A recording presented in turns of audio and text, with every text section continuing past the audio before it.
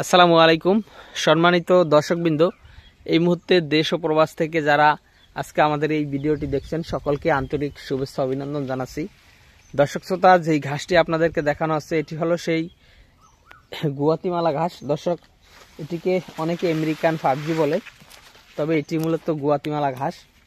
বর্তমান বাংলাদেশের একটি আলোচিত বা সমালোচিত বলা যায়, আলোচিত বা সমালোচিত দুইটি বলা যায়, যে বর্তমান সময়ের আলোচিত বা সমালোচিত ঘাস।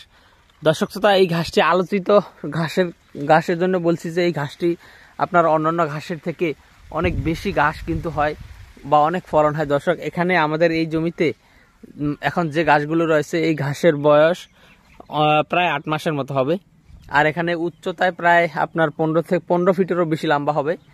আর আপনার যে জারগুলো রয়েছে এই এক একটি জারে আমরা এখানে প্রথমবার লাগিয়েছি এবং আমরা 4.5 ফিট দূরত্ব দিয়ে কিন্তু কাটিং রোপণ করেছি। এখানে দর্শক শ্রোতা, 4 ফিট 4.5 ফিট এরকম দূরত্ব দিয়ে কাটিং রোপণ করেছি। তারপরও আপনি এখানে এখন এই জমিতে ঢোকার মতো আসলে জায়গা নেই। আর এই ঘাসগুলো যেহেতু অনেক জার বড় হয় আর ঘাসের পাতাগুলি অনেক বেশি মোটা হয়, চওড়া হয়, সে কারণে এটা একটু ফাঁকা বেশি দিতে হয়।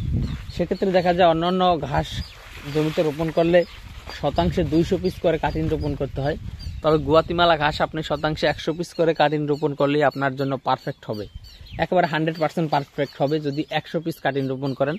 আপনি চাইলে 100 পিসের কমও রোপণ করতে পারবেন এই শতাংশে গুয়াতিমালা ঘাসের কাটিং।